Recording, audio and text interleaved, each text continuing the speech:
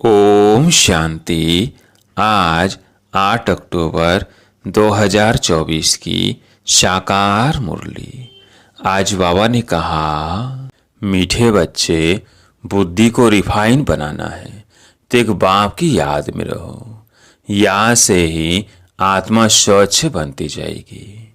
प्रश्न, वर्तमान समय मनुष्य अपना टाइम व मनी वेस्ट कैसे कर रहे हैं? उत्तर, जब कोई शरीर छोड़ता है तो उनके पीछे कितना पैसा आदि खर्च करते रहते हैं। जब शरीर छोड़कर चला गया तो उसकी कोई वैल्यू तो नहीं रही, इसलिए उसके पिछाड़ी जो कुछ करते हैं उसमें अपना टाइम और मनी वेस्ट करते हैं। ओम शांति। रूहानी बाप बैठ रूहानी बच्चों को समझाते हैं। ये अभी ऐसे कहते हैं ना, फिर बाप है या दादा है। दादा भी कहेंगे, रूहानी बाप तुम बच्चों को यह नॉलेज सुनाते हैं, पास्ट, प्रेजेंट, फ्यूचर का। वास्तव में सतयुग से लेकर त्रेता अंत तक क्या हुआ है, यह है मुख्य बात। बाकी द्वापर कलयुग में कौन कौन आए, क्या हुआ, उनकी हिस्ट्री ज्योग्राफी तो बहुत है। सतयुग त्रेता की कोई हिस्ट्री ज्योग्राफी है नहीं, और तो सबकी हिस्ट्री ज्योग्राफी है। बाकी देवी देवताओं को लाखों वर्ष पहले ले गए हैं। यह बेहद की बेसमझी। तुम भी बेहद की बेसमझी में थे, अभी थोड़ा थोड़ा समझ रहे हो। कोई तो अभी भी कुछ समझते नहीं है। बहुत कुछ समझने का है। बाप ने आबू की महिमा पर समझाया है। इस पर ख्याल करना चाहिए। तुम्हारी बुद्धि में आना चाहिए, तुम यहाँ बैठे हो। तुम्हारा यादगार देवड़ा मंदिर कब बना है, कितने वर्ष बाद बना है? कहते हैं 1250 वर्ष हुए हैं, तो बाकी कितने वर्ष रहे? 3750 वर्ष रहे। तो उन्होंने भी अभी का यादगार और वैकुंठ का यादगार बनाया है। मंदिरों की भी कंपटीशन होती है ना, एक दो से अच्छा बनाएंगे। अभी तो पैसा ही कहाँ है जो बनावे। पैसा तो बहुत था, तो सोमनाथ का मंदिर कितना बड़ा बनाया है, अभी तो बना न सके। भलागरे आदि में बनाते रहते हैं, परंतु वह सब है फालतू। मनुष्य तो अंधियारे में है ना, जब तक बनावे तब तक विनाश भी आ जाएगा। यह बातें कोई भी नहीं जानते हैं। तोड़ते और बनाते रहते हैं, पैसे मुफ्त में आते रहते हैं, सब वेस्ट होता रहता है। Waste of time, waste of money, waste of energy. कोई मरता है तो कितना टाइम कमाते हैं। हम कुछ भी नहीं करते, आत्मा तो चली गई, बाकी खाल क्या काम की। सर्प खाल छोड़ देता है, उनकी कोई वैल्यू है क्या? कुछ भी नहीं। भक्ति मार्ग में खाल की वैल्यू है। जड़ चित्र की कितनी पूजा करते हैं, परंतु यह कब आए, कैसे आए, कुछ भी पता नहीं है। इनको कहा जाता है भूत पूजा। 5 तत्वों की पूजा करते हैं। समझो यह लक्ष्मी नारायण स्वर्ग में राज्य करते थे। अच्छा, 150 वर्ष आयु पूरी हुई, शरीर छोड़ दिया, बस शरीर तो कोई काम का ना रहा। उनकी वहाँ क्या वैल्यू होगी? आत्मा चली गई, शरीर चंडाल के हाथ दे दिया, और रस्म रिवाज अनुसार जला देंगे। ऐसे नहीं उनकी मिट्टी लेकर उड़ाएंगे नाम करने के लिए, कुछ भी नहीं।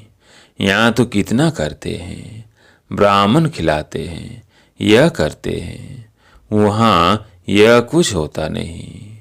खाल तो कोई काम की नहीं रही, खाल को जला देते हैं, बाकी चित्र रहते हैं, सो भी एक्यूरेट चित्र मिल न सके। यह आदि देव की पत्थर की मूर्ति एक्यूरेट थोड़ी है। पूजा जब शुरू की है तब के पत्थर की है। असूल जो था वो तो जलकर खत्म हो गया ना। फिर भक्ति मार्ग में यह निकला है। इन बातों पर भी सोच तो चलता है ना। आबू की महिमा को अच्छी रीति सिद्ध करना है। तुम भी यहाँ बैठे हो। यही बाप सारे विश्व को नरक से स्वर्ग बना रहे हैं। तो यही सबसे ऊंचे ऊंचे तीर्थ ठहरा। अब इतनी भावना नहीं है, सिर्फ एक शिव में भावना है। कहाँ भी जाओ शिव का मंदिर जरूर होगा। अमरनाथ में भी शिव का ही है। कहते हैं शंकर ने पार्वती को कथा सुनाई। वहाँ तो कथा की बात ही नहीं, मनुष्यों को कुछ भी समझ नहीं है।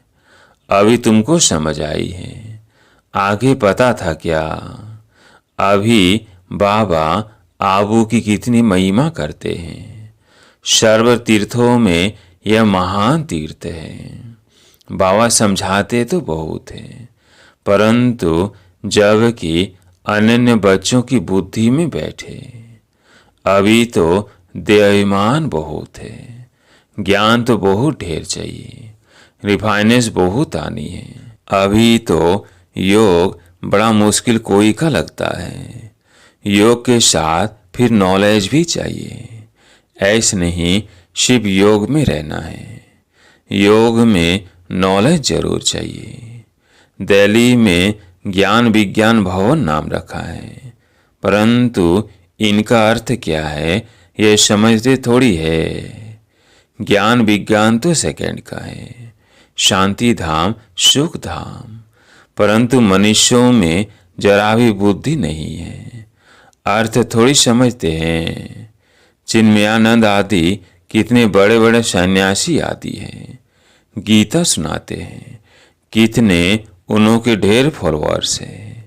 सबसे बड़ा जगत का गुरु तो एक ही बाप है। बाप और टीचर से बड़ा कोई गुरु होता है। स्त्री कभी दूसरा पति नहीं करेगी, तो गुरु भी दूसरा नहीं करना चाहिए। एक गुरु किया, उनको ही सदगति करनी है, फिर और गुरु क्यों? सदगुरु तो एक ही बेहद का बाप है, सबकी सदगति करने वाला है। परंतु इन बातों को बहुत है जो बिल्कुल समझते नहीं। बाप ने समझाया है यह राजधानी स्थापन हो रही है तो नंबरवार होंगे ना। कोई तो रिंचक भी समझ नहीं सकते। ड्रामा में पार्ट ऐसा है, टीचर तो समझ सकते हैं, जिस शरीर द्वारा समझाते हैं उनको भी तो मालूम पड़ता होगा। यह तो गुड़ जाने गुड़ की गोथरी जाने। गुड़ शिव बाबा को कहा जाता है, वो शव की अवस्था को जानते हैं। हर एक की पढ़ाई से समझ सकते हैं कौन कैसे पढ़ते हैं, कितनी सर्विस करते हैं, कितना बाबा की सर्विस में जीवन सफल करते हैं। ऐसे नहीं इस ब्रह्मा ने घर बार छोड़ा है, इसलिए लक्ष्मी नारायण बनते हैं, मेहनत करते हैं ना। यह नॉलेज बहुत ऊंची है। कोई अगर बाप की अवज्ञा करते हैं तो एकदम पत्थर बन पड़ते हैं। बाबा ने समझाया था यह इंद्र सभा है। शिव बाबा ज्ञान वर्षा करते हैं। उनकी अवज्ञा की तो शास्त्रों में लिखा हुआ है, पत्थर बुद्धि हो गए। इसलिए बाबा सबको लिखते रहते हैं, साथ में संभाल से कोई को ले आओ। ऐसे नहीं बेकारी अपवित्र यहाँ आकर बैठे, नहीं तो फिर ले आने वाली ब्राह्मणी पर दोष पड़ जाता है। ऐसे कोई को ले नहीं आना है, बड़ी रेस्पॉन्सिबिलिटी है, बहुत ऊंच बाप है। तुमको विश्व की बादशाही देते हैं तो उनका कितना रिगार्ड रखना चाहिए। बहुतों को मित्र संबंधी आदि याद पड़ते हैं, बाप की याद है नहीं, अंदर ही घुटका खाते रहते हैं। बाप समझाते हैं, यह आसुरी दुनिया अभी दैवी दुनिया बनती है। हमारी एम ऑब्जेक्ट यह है, यह लक्ष्मी नारायण बनना है। जो भी चित्र हैं सब की बायोग्राफी को तुम जानते हो। मनुष्यों को समझाने के लिए कितनी मेहनत की जाती है तुम भी समझते होंगे। यह कुछ अच्छा बुद्धिमान है, यह तो कुछ नहीं समझते हैं। तुम बच्चों में जिसने जितना ज्ञान उठाया है उस अनुसार ही सर्विस कर रहे हैं। मुख्य बात है गीता के भगवान की। सूर्यवंशी देवी देवताओं का यह एक ही शास्त्र है, अलग अलग नहीं है। ब्राह्मणों का भी अलग नहीं है। यह बड़ी समझने की बातें हैं। इस ज्ञान मार्ग में भी चलते चलते अगर विकार में गिर पड़े तो ज्ञान बह जाएगा। बहुत अच्छे जाकर विकारी बने तो पत्थर बुद्धि हो गए। इसमें बड़ी समझ चाहिए। बाप जो समझाते हैं उनको गारना चाहिए। यहाँ तो तुमको बहुत सहज है, कोई लौकिक कार्य व्यवहार हंगामा आदि नहीं। बाहर में रहने से धंधे आदि की कितनी चिंता रहती है, माया खूब तूफान में लाती है। यहाँ तो एकांत लगी पड़ी है। बाप तो फिर भी बच्चों को पुरुषार्थ कराते रहते हैं। यह बाबा भी पुरुषार्थी है। पुरुषार्थ कराने वाला तो बाप है। इसमें विचार सागर मंथन करना पड़ता है। यह तो बाप बच्चों के साथ बैठे हैं। जो पूरी अंगुली देते हैं उनको ही सर्विसूल कहेंगे। बाकी गुटखा खाने वाले तो नुकसान करते हैं और ही डिसर्विस करते हैं, विघ्न डालते हैं। यह तो जानते हो महाराजा महारानी बनेंगे तो उनके दास दासियां भी चाहिए, वह भी यहाँ के ही आएंगे। सारा मदार पढ़ाई पर है। इस शरीर को भी खुशी से छोड़ना है, दुख की बात नहीं। पुरुषार्थ के लिए टाइम तो मिला हुआ है, ज्ञान सेकंड का है। बुद्धि में है शिव बाबा से वर्षा मिलता है। थोड़ा भी ज्ञान सुना, शिव बाबा को याद किया तो भी आ सकते हैं।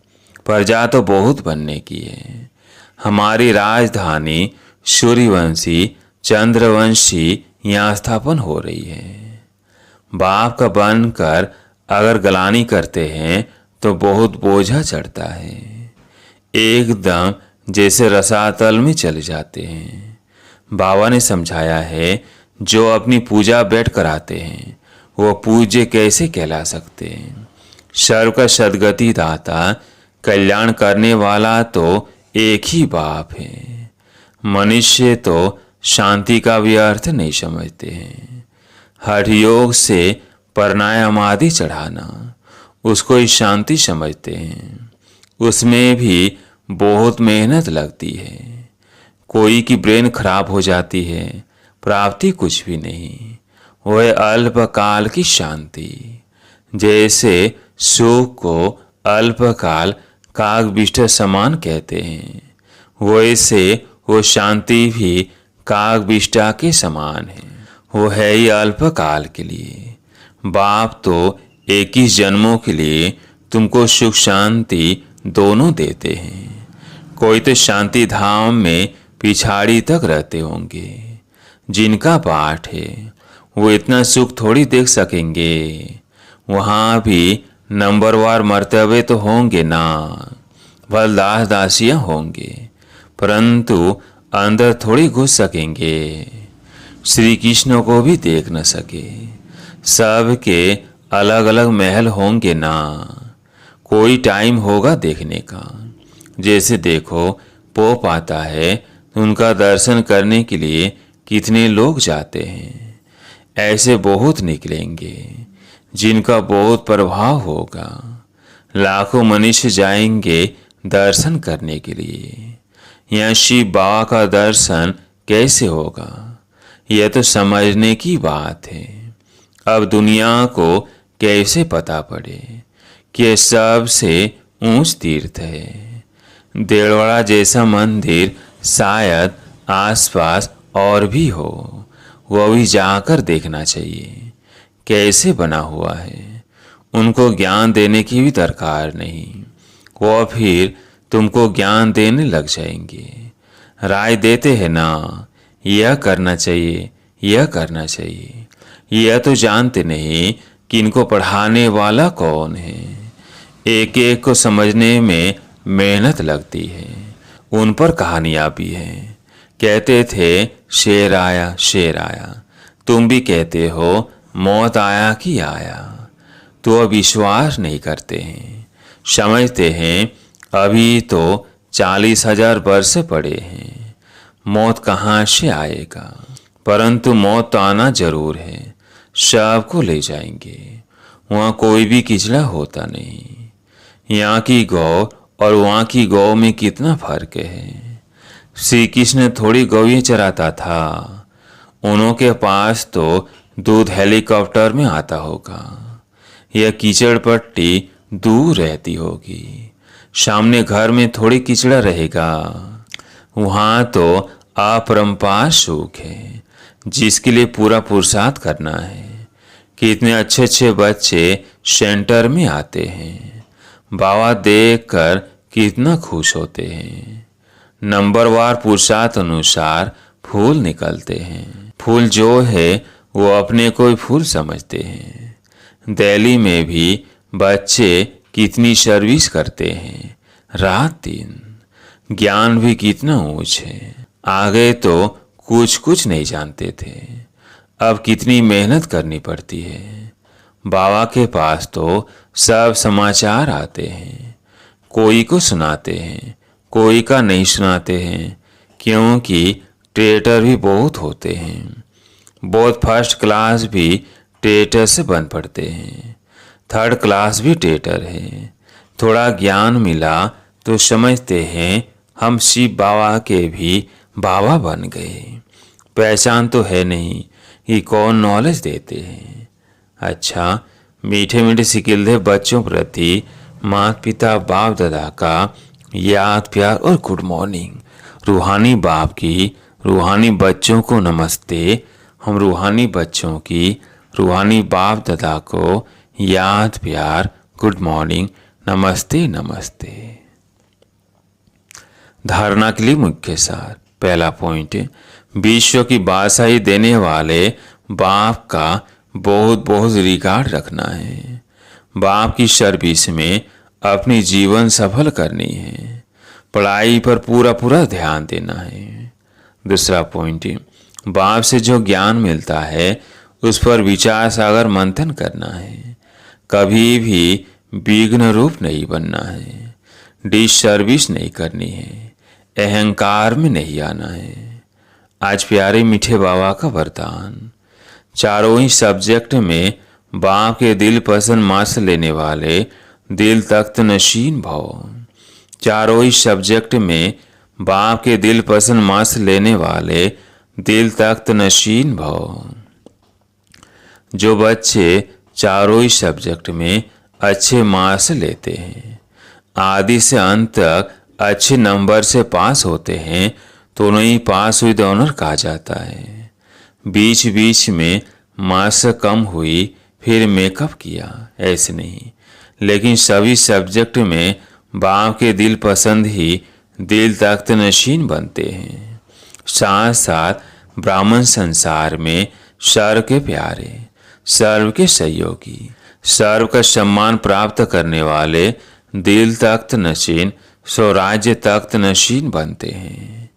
आज का स्लोगन, दिल रुबा वो है जिसके दिल में सदा यही अनहद गीत बजता रहे कि मैं बाप की, बाप मेरा। दिल रुबा वो है जिसके दिल में सदा यही अनहद गीत बजता रहे कि मैं बाप की, बाप मेरा। अच्छा, ओम शांति।